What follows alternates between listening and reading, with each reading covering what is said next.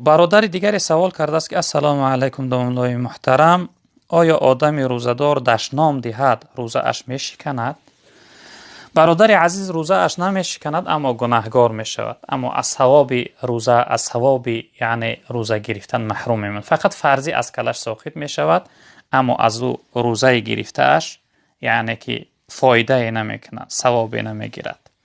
پیغمبر بزرگوار صلی الله علیه وسلم در حدیث فرمودند که این حدیث امام بخاری روایت کرده است از حضرت ابو هریره رضی الله تعالی عنه. می‌فرمایند که رسول اکرم صلی الله علیه وسلم فرمودند که من لم یدع قول الزور والعمل به فلیس لله حاجة فی ان یدع طعامه و شرابه.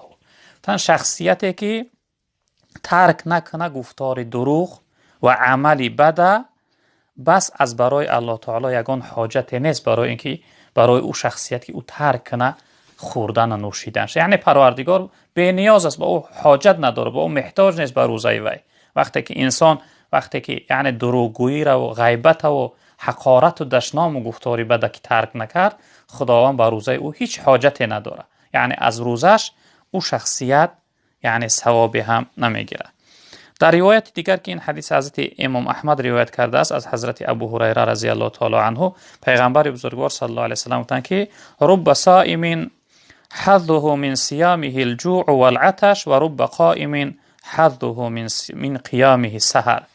تن چی قدر روزدارهایی هستند که از روزشون برای اونها فقط گرسنگی و تشنگی باقی میمونه، و چی قدر شب زنده دارهایی هستند که از شب زنده داریش یعنی از قیام از شب زنده داری شبشون برای اونها فقط همون بیدار خوابیشون باقی میمونه. یعنی روزداری که یعنی رعایت نکرد، گفتاری بد رعایت نکرد، از گفتاری بد خود را نگاه نداشت، دشنام کرد، غیبت کرد، گفتاری بد داشته باشه، یعنی از او روزش فقط گرسنگی و تشنگی به وی باقی میمونه، ثوابی نمیگیره. و این چنین انسان‌های شب زنده دارم این چنین است. در روایت دیگر پیغمبر بزرگوار صلی الله علیه و سلم فرمودند که این حدیث هم بخاری هم مسلم روایت کردند، حدیث متفق علیه است. پیغمبر بزرگوار صلی الله علیه و سلم فرمودند که اذا اصبح احدکم یوما صائما فلا یرفث ولا یجهل فان امرؤ شاتمه او قاتله فلیقل انی صائم انی صائم. پیغمبر بزرگوار صلی الله علیه و سلم گفتند که هر روز وقت شما خسته که روزدار است، یعنی روز ماه رمضان شما هست، شما بیهوده گویی نکنه، یعنی گفتار رفث گفتارهایی که انسان یعنی از شهوتناکی دشنام میکنه، یعنی گفتار شهوتناکی را سخن میگویه، یا اینکه جنجال نکنه، یعنی به همدیگر گفتاری بد نداشته باشه، همدیگر آزار ندهه. بس اگر شخصیتی که شما را یعنی دشنام داد یا به شما ضرب و جنجال کرد، ضرب و لط کرد، یعنی شما را زدنی شید، پیغمبر بزرگوار صلی الله علیه و سلم که شما بگویید که من روزدار هستم، من روزدار هستم، یعنی جواب نگردانه.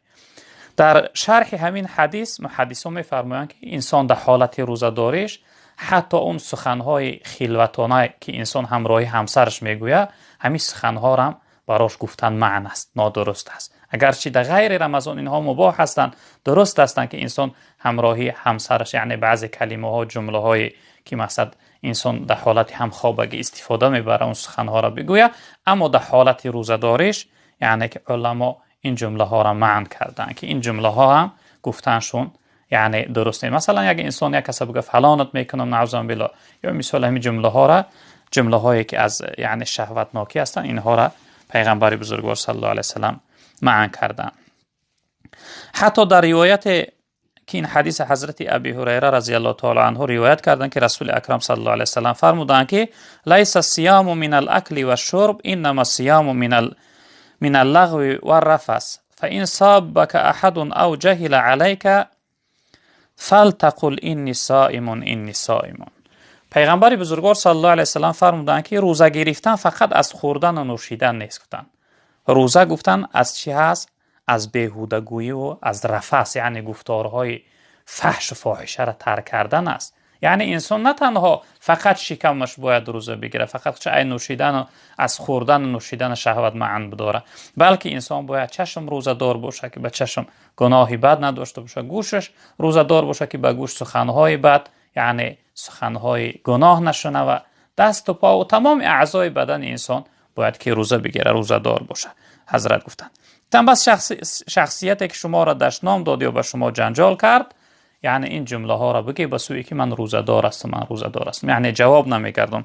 یعنی جناب پیغمبر صلی الله علیه و سلم تاکید کردن که جواب نگردانه. به این خاطر هر انسانی اگر یعنی در حالت روزه داریش دشنام کرد و سخنهای قبیح و بد گفت، البته او شخصیت فقط گرسنگی و تشنگی براش باقی میمونه، از روزه گرفتهش ثواب نمیگیره.